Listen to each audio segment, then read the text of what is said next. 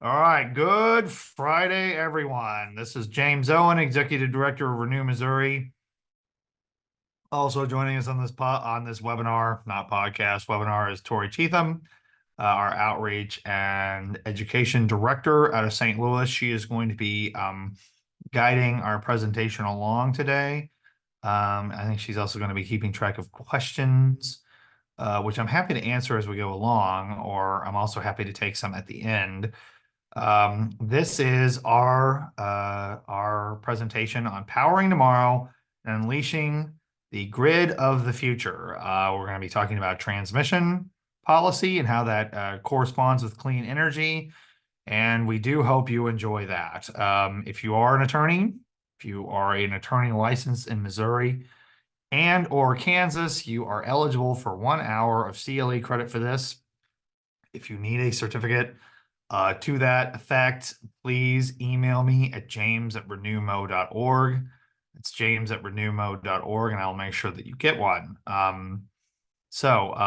Tori, can we put this on full screen? Is this on full screen? Yeah, it's full screen.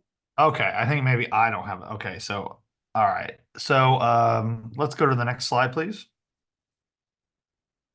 Okay, let's start with what Renew Missouri is and what we do. We were founded in 2006 to advance clean energy and energy efficiency in the state of Missouri.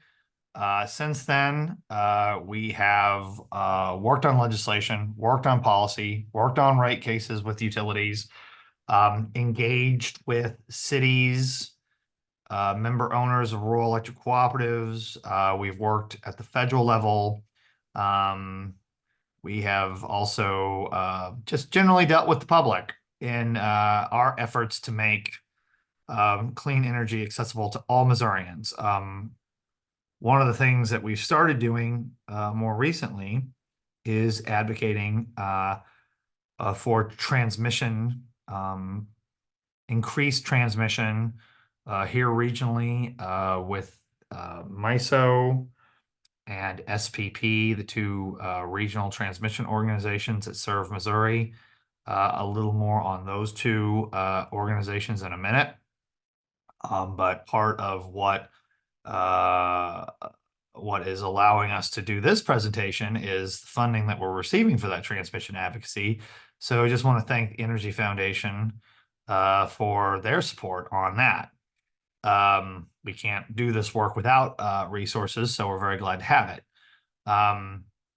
That's kind of a little bit about who we are, what we do. I mean, essentially, we are just working on legal issues. We are working on land use issues. We are working on legislation. We are working on local ordinances that involve solar, wind, energy efficiency, geothermal measures, whatever else. And also, we are very keen on listening to our supporters and people who are involved with our group. So if you have any ideas or you want to talk to us about anything, please reach out to us, and we would love to chat with you about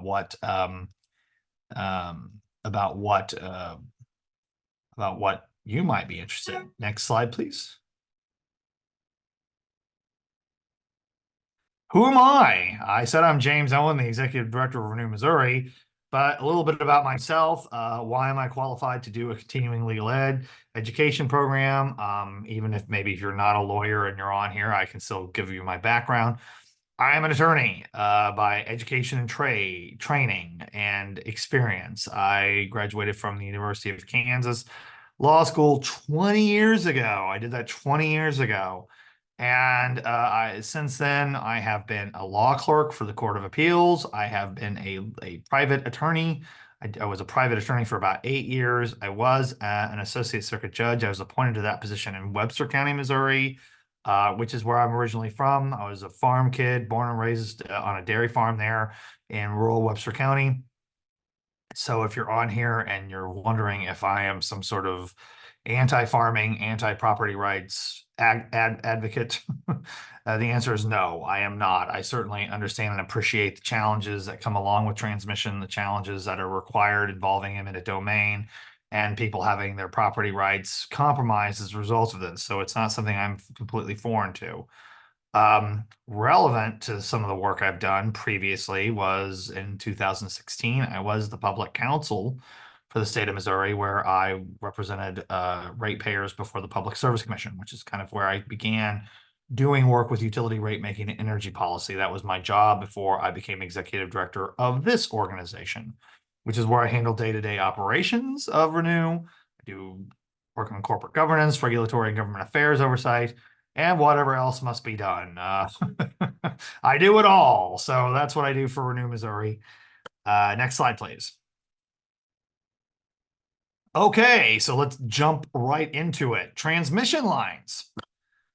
The current power grid, as we know it, which is essentially just the wires and other infrastructure that delivers power from where it is generated to where it is used, is truthfully unable to support and transmit increased power production. Ultimately, it is probably going to have an impact on how it is able to meet demand. New transmission line construction and technological updates that increase grid capacity and reduce interconnection barriers will relieve grid congestion and allow long-distance transmission to connect clean energy sources to urban load centers. Essentially, and we're going to get into this a little bit, one of the big concerns that if you're a clean energy advocate or you're a supporter of clean energy is that as far as the large scale production of wind or solar power is concerned, that is going to largely be done in isolated, unpopulated areas. Yes, largely rural areas where there is lots of wind and lots of solar.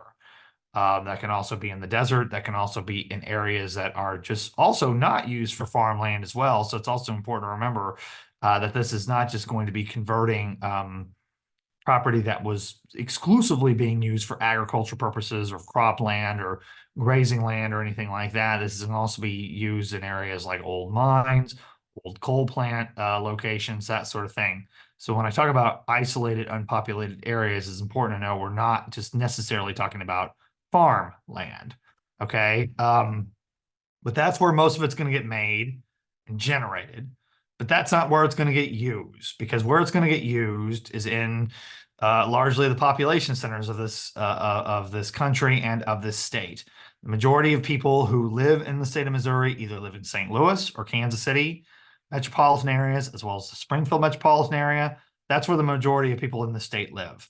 Um, I think it's around over half of the state lives in those three places. I think it's something like that.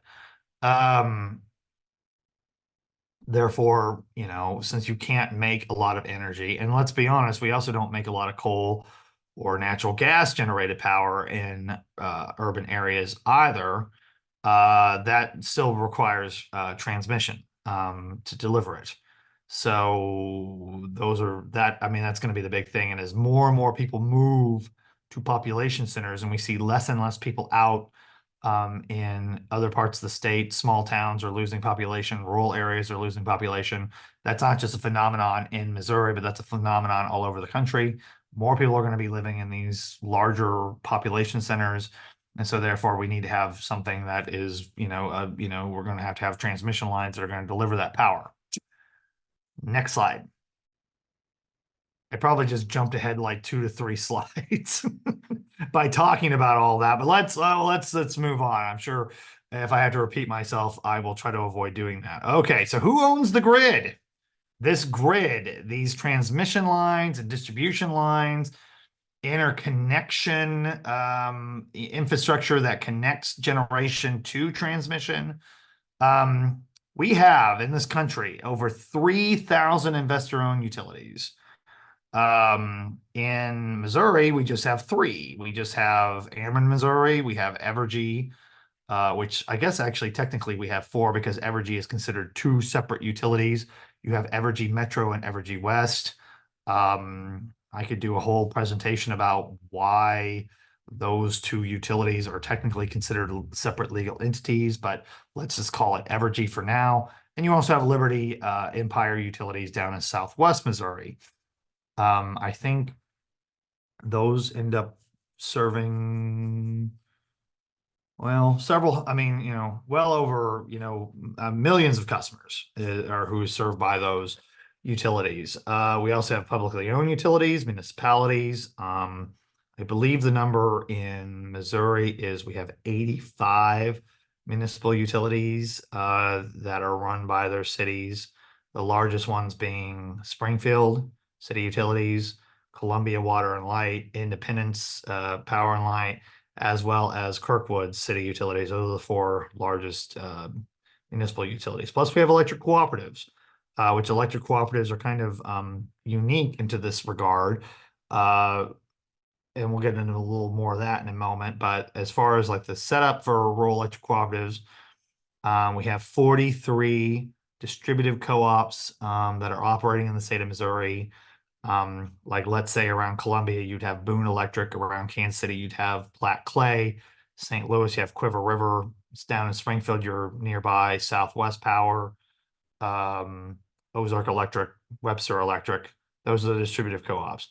All of those belong to 6 generation and transmission organizations that cover the state of Missouri. That would include KMO, Show Me State, Show Me Power, excuse me, etc.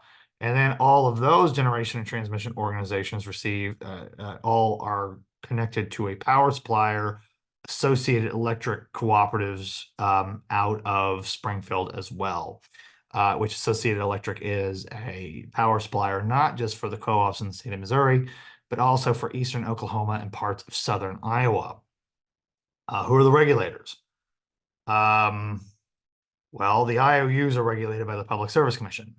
And so whenever the IOUs want to build a transmission line or they want to do anything of any significance, they have to get permission from the Public Service Commission to do that. Municipal utilities and co-ops are responsive to other entities. Municipal utilities are largely governed by their citizen utility boards, as well as the city council.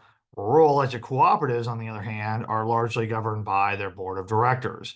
They are an act of Congress. They were created by an act of Congress, which also imbued with them a certain level of autonomy and independence for those decisions to be made by their boards.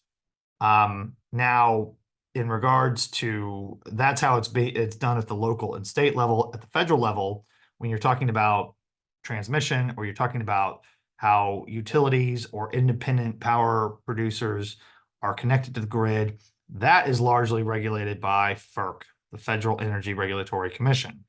Under Congress, under an act of Congress, FERC has the statutory authority to regulate utilities, developers, and grid operators in terms of how they are connected to the grid. They do not, FERC does not say, for example, dictate, rate cases or construction of power plants.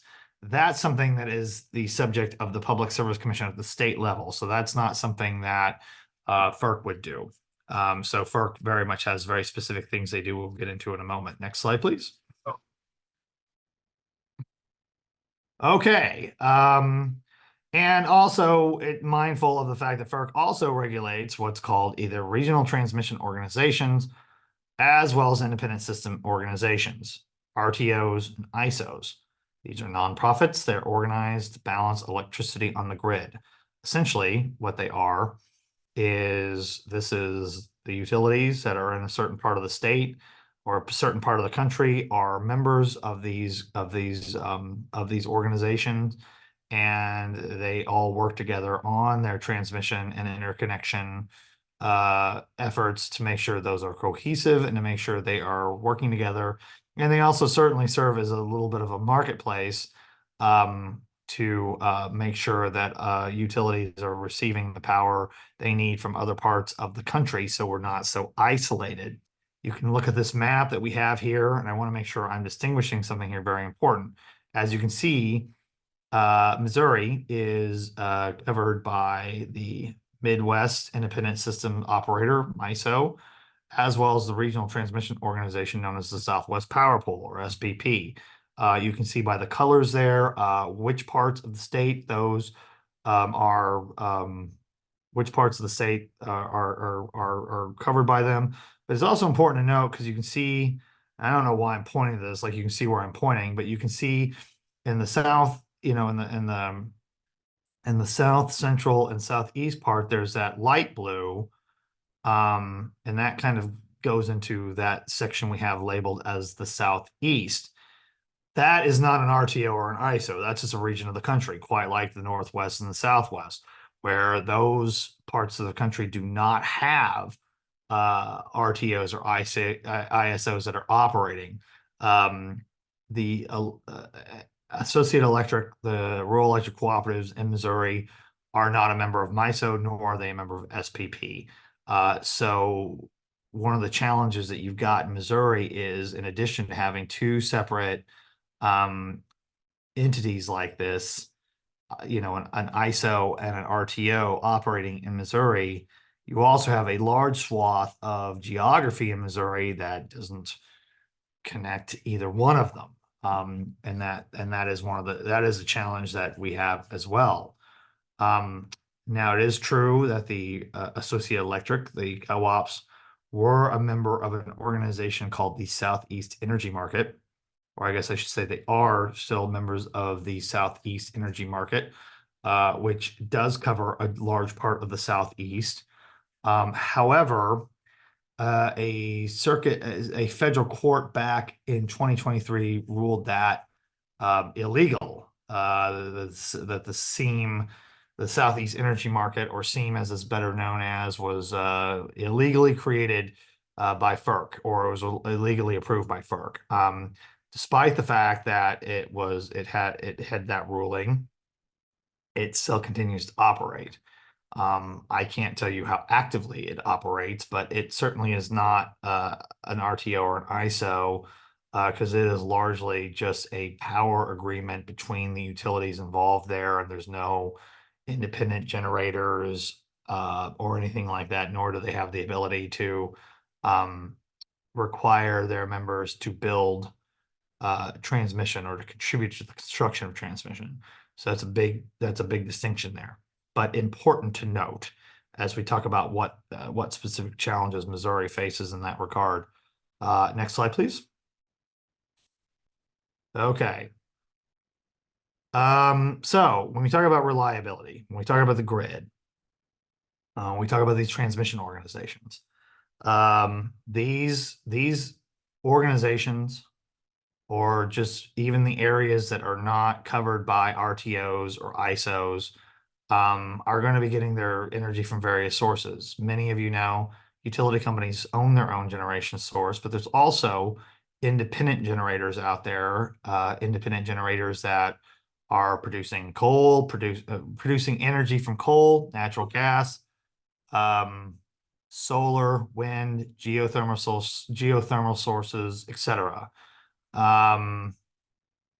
And one thing that we've seen a strong acceleration in over the past several years is renewables, clean energy, being a larger source of that. If you look at SPP's generation mix, there are times where almost all of the power that is going into SPP is coming from wind.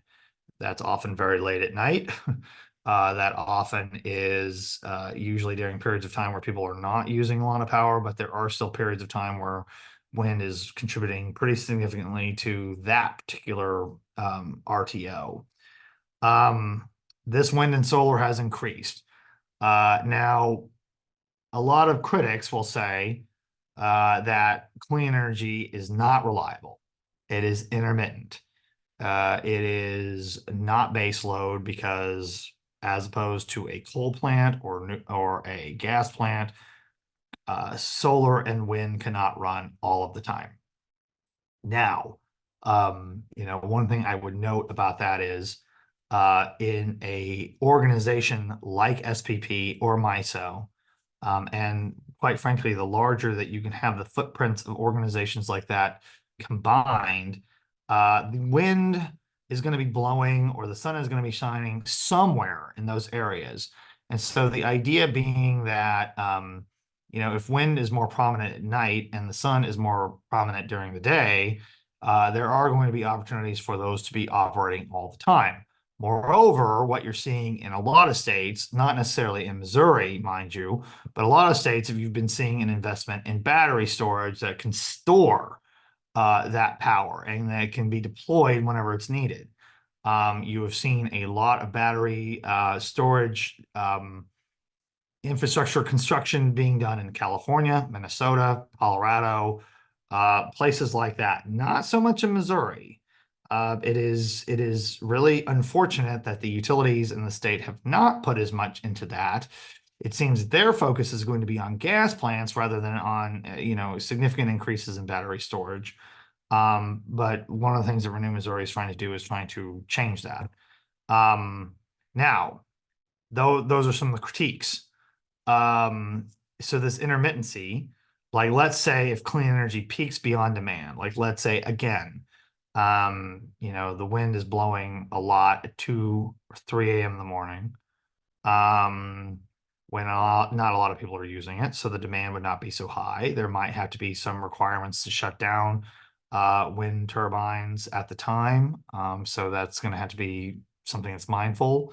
And let's say that during a winter storm, while wind might be overperforming, solar is probably not going to be performing as well. And so that's where the grid operator must pull energy from peak load units, such as coal plants, such as natural gas plants, in the absence of storage capacity. Keep in mind, I just also want to point out again, there have been regulators out there who have said that a combination of wind, solar, and battery storage can serve as a form of base load. So even though we use that phrase base load in regards to more traditional elements such as coal and natural gas, that we still are, we need to be mindful that definition may be changing. And we also have some definitions here about what all this means. Peak demand, consumer demand for electricity is at its highest. Peak demand usually occurs, I think the times that we are usually looking at is between 4 and 8 p.m. On weekdays when people are returning home, when people are like doing chores, when they're cooking dinner, they're getting their kids to bed. That's when you're going to be using a lot of electricity. Peak load units are electricity generating units that help meet the demand when it's at its highest. Plants can start up and generate more power quickly. Well, the plants that can start up and generate more power quickly are less efficient but yet pollute more, which is also a challenge because that's also not something that's beneficial from a societal standpoint. Is if you're pumping, carbon or burn gas into the atmosphere, it's still going to have a negative impact. So that is also something to keep in mind. It'd also be important to note that between 4 and 8 o'clock, especially like let's say in the summer months, when it's hot and we're having even more extreme heat than we've been used to seeing, especially when you look at like what happened with Arizona and Texas last summer, when you were having these excessive periods of time where the temperature was over 100 degrees. Solar was doing a lot to help make sure the grid stayed in operation because there was a lot of sun going on then. Um, and somebody said, I have heard renewable advocates in the solar and wind industry trying to counter the intermittent argument by trying to refer to renewables as variable, as is more common with all resources. Thank you, anonymous attendee. That is one way that you can discuss it. There's an argument to be made that all forms of energy are somewhat intermittent or variable.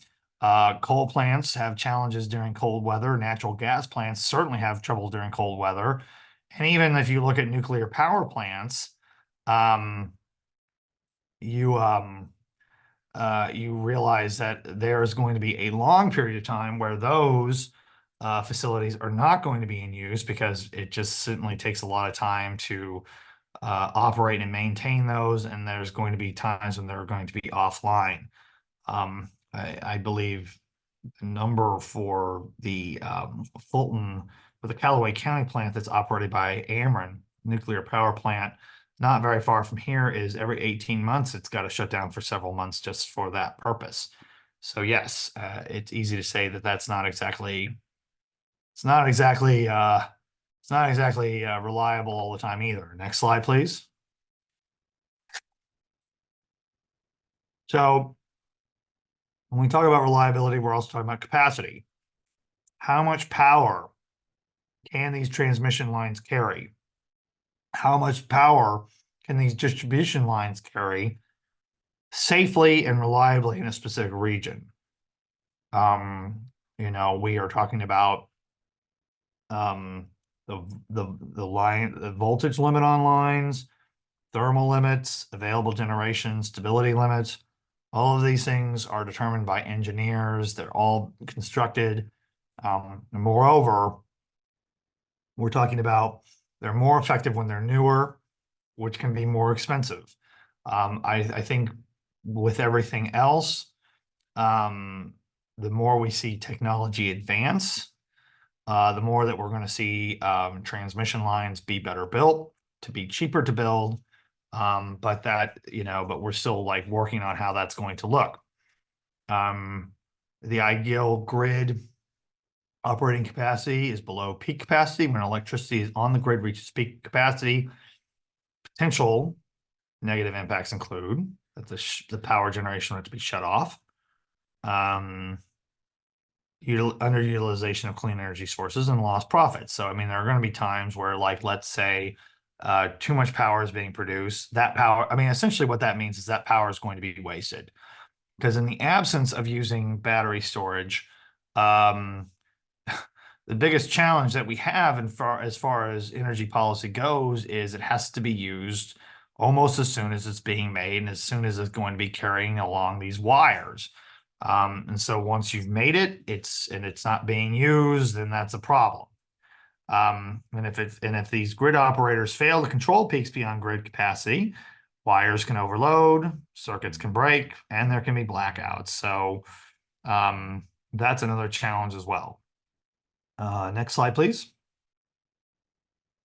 Okay. Now we've talked a little bit about intermittency, variability, that sort of thing. I think one of the biggest misconceptions, when you look at what happened in Texas in 2021, in February of 2021 with Winter Storm Uri, or you look at some of these other extreme weather events that we've had over the past couple of years where it got really, really cold over a really large swath of the country. And there were instances of blackouts and brownouts, and there was like a rush to blame this entirely on clean energy, which simply was just not the case. Historically, blackouts due to extreme weather have primarily been caused by natural gas power being unavailable due to frozen infrastructure or supply chain constraints. That is, I mean, that was certainly the case of Winter Storm Uri. Also was the case of Winter Storm Elliott, which was the massive storm that at least hit Missouri in Christmas before 2022, as well as Winter Storm Jerry, which was the very cold snap that we faced in January of 2024. What those frozen infrastructure and supply chain constraints can be, well, quite simply, is if you're not properly weatherizing and you're not properly securing, gas plants for that gas is a liquid and it's going to freeze. And so then that's not going to work when the weather is cold. And in the cases of those storms, when it is extremely cold. Further, connecting clean energy to the grid and increasing long distance interregional delivery of electricity. When I say interregional, we're talking about not only the RTOs and ISOs, but also trying to connect those separate organizations together. The increase in delivery can protect against blackouts by facilitating the transfer of power to regions where it's needed most. An example of that would be during Winter Storm Uri in February of 2021, MISO, which serves a large swath of the eastern side of the state. That would be Ameren service territory. That would be Columbia Water and Light. They didn't have any problems. And one of the reasons they didn't have any problems was, as an example, even though it was really cold everywhere, um, you had a lot of wind in Minnesota that had been properly weatherized that was going way over what had been forecasted. So it was producing more than it was being anticipated. So then that could be delivered to places like, say, St. Louis or Southern Illinois, and that could make sure that there was not going to be any kind of disruptions there. So that's really important to know that clean energy has a role in that. Pairing intermittent or variable So there's that variable term, clean energy resources with battery storage can ensure an available power supply regardless of weather. Again, there's a big focus on base load when I think we should be talking about what we're investing in as far as storage. That is a matter of policy. That is a matter of questions that you should be asking your utility company and lawmakers, policymakers on that issue.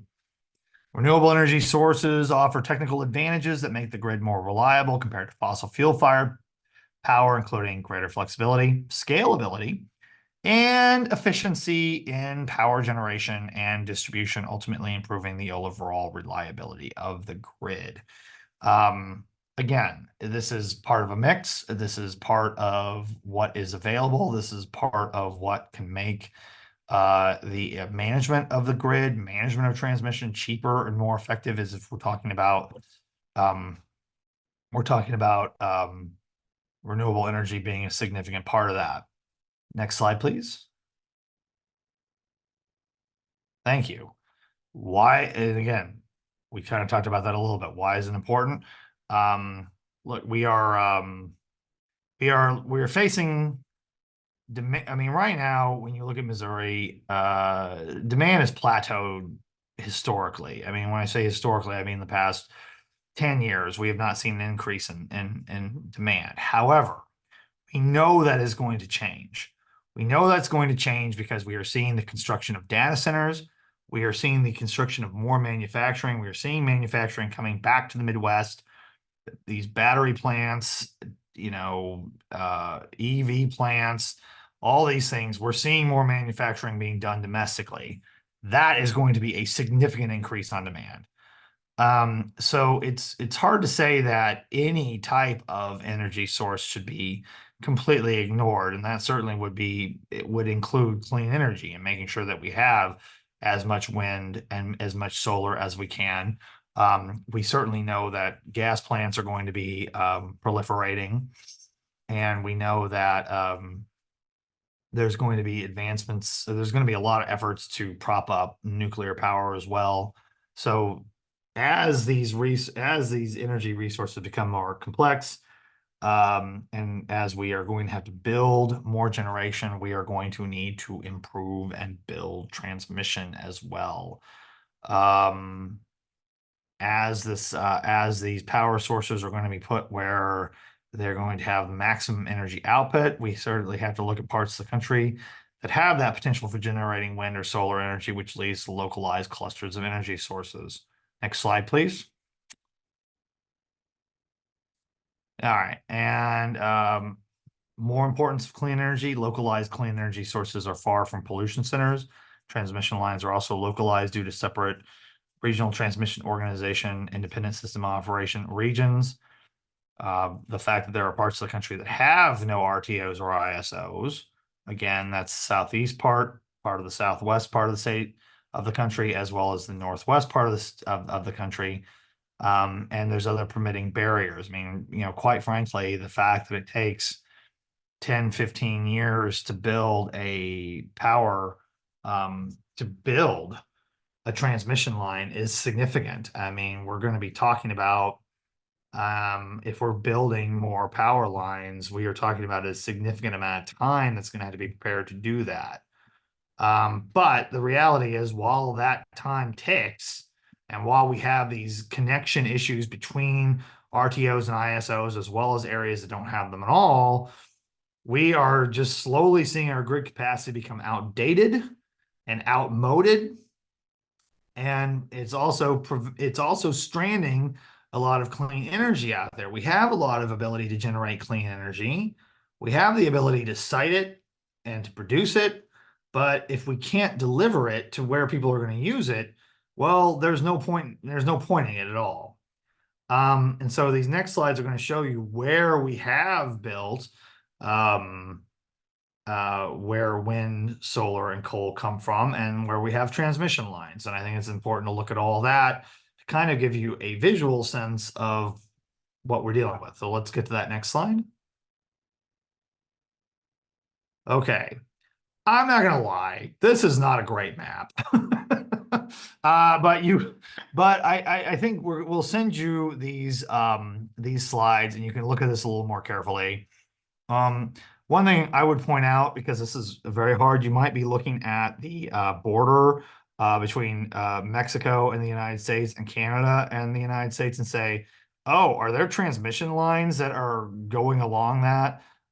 No, those are that actually is like that is actually the border. It just looks a lot like that 735 and above kilovolts uh, uh, color. But it's not the same thing. So try not to pay attention to that.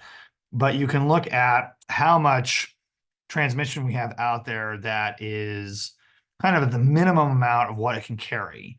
And you really do not have a lot of power lines out there that have this really strong capacity to carry more. I mean, you can see some of that. It looks like in the Appalachian Mountains. Um, you can see some of that in the upper Midwest, but not much anywhere else. And also you can see where you've got this kind of intermediate amount, and that's over in the western part of the country. That's California, Nevada, Utah. Everything else is kind of, more standard, more basic. And you can also see that there is a lot of transmission lines already built in Kansas, in Missouri, in Oklahoma, and Texas. Wow, look at that mess down there in Texas. Holy cow, look at all that. Next slide, please. And this is where, I mean, again, these are maps from 2017. It's the only maps we could find that had the wind and solar generation separated. There are more recent maps that have them both kind of, and it's really a little messier. That's the reason why we wanted to use these maps. There's not a lot of change between 2017 and 2023. The reality is where solar works, where wind works has not changed very much. We're just seeing more of it in some of these places. But you can look, you really see that wind belt for wind. And you can see solar is really seemingly pretty popular in the Northeast, South Central part of the country, as well as Southern California, Nevada, and Arizona. Um, I would say that I think what you're seeing, like, because if you look at the middle of that map for solar, you don't see a lot of solar in this part of the country, but that I think is changing. We are seeing a lot more controversy about um, where solar is being put, and we're certainly seeing a lot of those controversies play out in Missouri. So that is those are good indications of where this stuff is. Next slide, please. And you can contrast that to coal. Again, this is kind of an older map, but this, I mean, you see a lot of coal in in the central part of the country. That's Missouri. I mean, Missouri is very coal intensive still. We have a lot of coal plants here. You see a lot of coal in Texas. You see a lot of coal in the South, in the Rust Belt areas. Don't see as much coal out west. Um, and also you're showing that there's, you're also seeing where that closing is happening as well. I mean, one of the reasons why groups like Renew Missouri focus on utility companies is because these coal burning plants are the largest producers of CO2 in the United States. And sort of relevant to this, I mean, this kind of just came out yesterday. We've been hearing kind of grumblings and discussions about it, but there is new rules out there issued by the EPA that is supposed to kind of serve as a way of accelerating the closure of coal plants and also putting limitations on gas plants as well. I suspect there's going to be a lot of litigation about those rules as they just got filed yesterday. Um, but the reality is, okay, I mean, the EPA can issue these rules. There's going to be litigation about them. I mean, but the reality is these coal plants are getting older. They're getting more expensive to run the older they get. And you're just not going to see a lot of other coal plants get built. I mean, it seems unlikely to me that you're going to see any more coal plants get built in the near future. You're seeing renewable deployment. You're going to see a lot more natural gas. That's going to be I think what you're going to be seeing as far as what gets constructed, as well as battery storage, the more sophisticated that gets. But regardless of the coal plant closures, I mean, there's also just such a demand for renewable energy. When you look at what is being required by corporations, by businesses who are wanting to locate to areas, one of the things that they're demanding is access to sustainable energy. And that's just something that can't be ignored, that there is a demand by customers for that. Um, and in order to meet that demand, we're just going to have to make sure that we have grid capacity, that we are connecting solar and wind generation to transmission lines. Um, and that's going to be even more important as we see these coal plants continue to shut down. Okay, next slide, please. Okay, so this is where I was talking about a little bit where we were going to get into more details about FERC. It is an independent agency with a mission to assist consumers in obtaining safe, efficient, and affordable energy. Its specific roles is to regulate wholesale sales and transmission and interstate commerce, which is why they are largely involved with SPP and MISO. They oversee the reliability standards written by NERC, which that is the North American Electric Reliability Corporation. It is a nonprofit regulatory authority that develops and writes standards to ensure reliability and security of the grid. So that kind of in turn works hand in hand with FERC's obligations. FERC also establishes standard and connection agreements and procedures. So if you're wanting to build independent generation, or your utility that wants to build generation connected to the grid, that's got to be approved by FERC. That's been a big challenge lately, is because these the wait to be put into these systems has been really has been quite lengthy, and that has really caused quite a glut in how much clean energy can be deployed into the grid as well. FERC also promotes national energy infrastructure, which is, not just a matter of what is being produced and what is being put on transmission lines, but also, things like cybersecurity and other forms of security to make sure that our transmission grid and our equipment that goes along with that is not going to be subject to attack by nefarious actors. FERC also is bolstering investment in transmission to promote reliability and lower costs by reducing line congestion. What FERC doesn't do, or does not have the authority to do, is address state or local laws for siting or permitting transmission lines. There's no direct authority to address clean energy growth or climate change for FERC.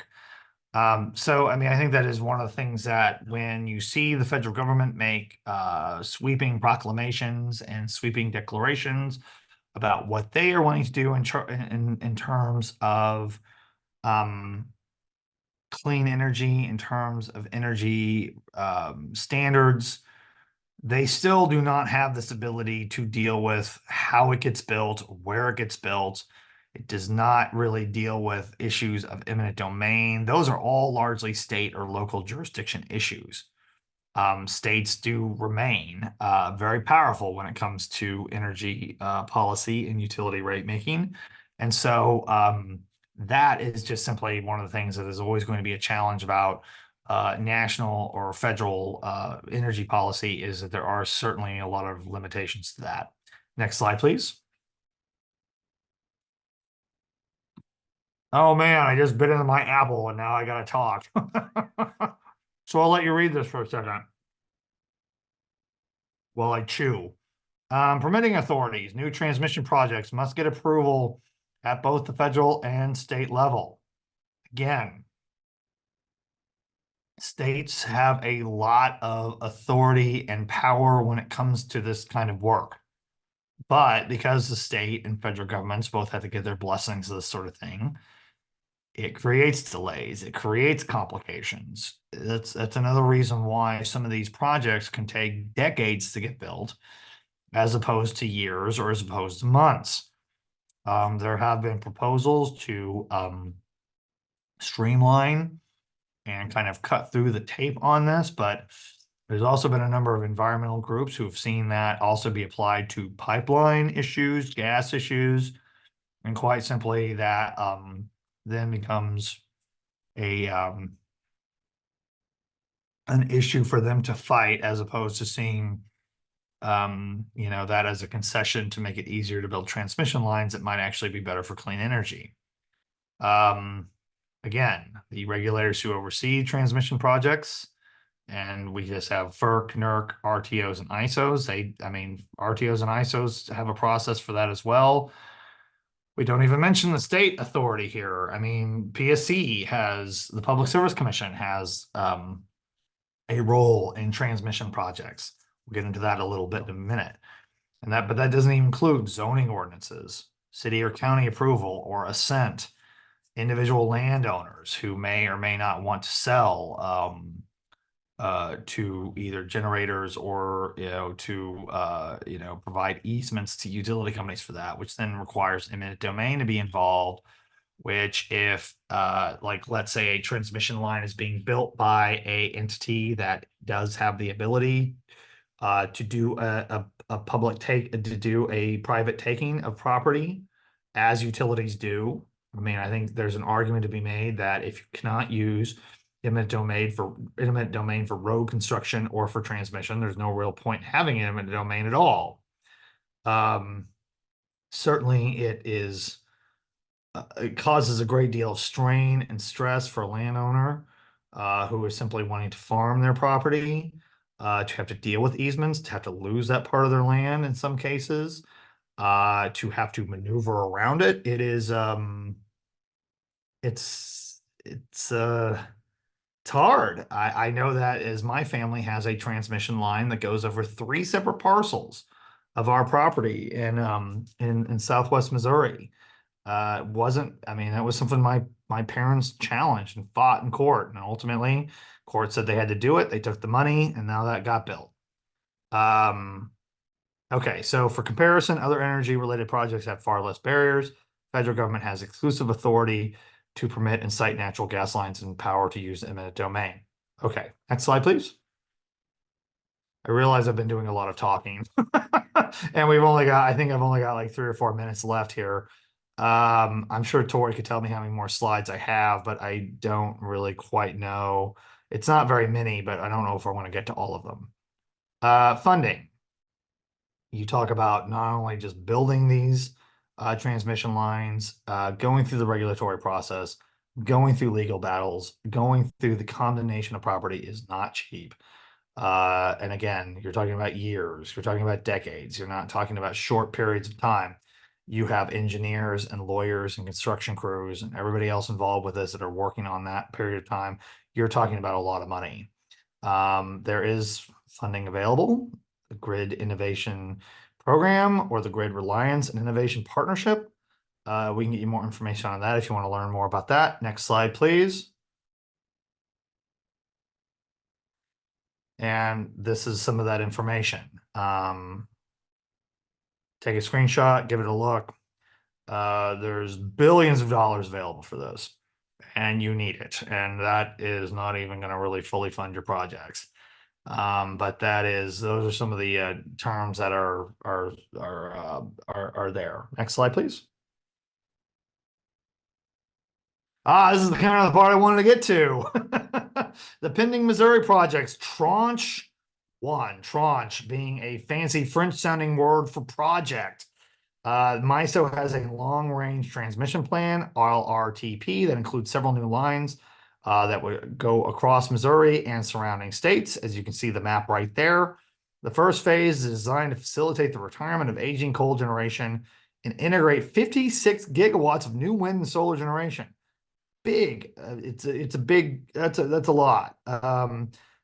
That's not without controversy. There are other competing transmission lines that have concerns about that.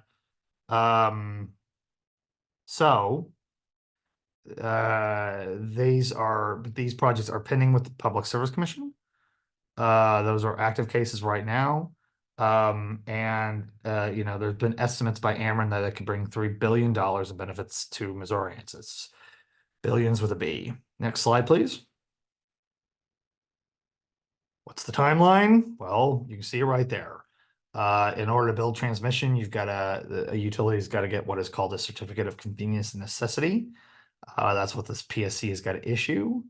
Then you can kind of see where that would go. I mean, essentially, we're talking about 6 years. If that was approved, that would be going up 6 years from now. Next slide, please. Next steps. Again, these are just suggestions about what can be done. Regulators should promote a unified national energy infrastructure. Below, we have these reforms that we think Congress could look at, vest more authority in FERC. Currently, FERC is required to defer to NERC and regional authority to modify standards. If FERC was able to do all of this, that would be able to speed things up. You could also enhance FERC's oversight to expedite grid reforms, create a separate authority for planning and siting transmission projects, although that gets into a lot of sticky federalist issues, as well as you could incorporate federal climate policy into FERC's authority. Again, that would also be enormously controversial, and given the amount of political influence that utilities have at the federal level, it might be a little tough, not to mention coal companies and gas companies and their interest in not seeing that done. Next slide, please. Conclusion. Right on time. Benefits of enhancing the power grid. Updating the grid has many benefits for consumers and our future reliance on clean energy. That includes increasing capacity to reduce grid congestion, meeting the increased demand for electricity, reducing the backlog of renewable energy interconnection requests, connecting renewable energy sources to urban load centers, and low energy costs for consumers. Next slide, please. That's it. I know this is where I said I have questions, but this is technically only a 50-minute presentation, but if you have questions, well, just put them in the chat. I'll give you a minute. We're not done with our lunch break yet. Or if you have questions later, you can simply, oh, hi, Tori, you popped up out of nowhere. If you have questions, you can email me at james@renewmo.org. That's james@renewmo.org, and I will get them to someone on our team who is smarter than I am, who can answer them for you, because that would not be me. Do we still have the slide about like who worked on this? Who's working on this? Do we have that? Yeah, there we are. So, okay, so we are, we're not a very big organization. Tori, I said she's a director of outreach and education. But the three of us, the three people in our team that are working on transmission issues at the regional level include myself, Andrew Linares, who is the regional director for St. Louis office, as well as he's also a lawyer, and Emily Piontek, who is our managing director and policy coordinator. Those two are doing the bulk of the work, meeting with regulators, meeting with other advocates, meeting with generators, and working on trying to develop a cohesive policy and advocating for why increased transmission and improved transmission is best for clean energy. So again, a reminder, if you need a certificate for this, please email me at james@renewmo.org. I'll try to get that to you in the next day or two. If you want to try to reach out to us, that is our contact information. Again, I've given you my work email address, but that's the general email address, but I also get it too. So you can just go there. Tori, is there anything else? No, we'll be sending the slides out, so I think that's it. Okay, well, once again, on behalf of Renew Missouri, let me thank all of you for attending and spending some time with us on this, what is a very gloomy Friday here from where I am sitting. But hey, I'm not going to complain because we need the rain and I'm glad to see it here in mid-Missouri. And I hope you all have a good weekend. And again, thank you for your interest and thank you for your support for the work we're doing. James Owen out.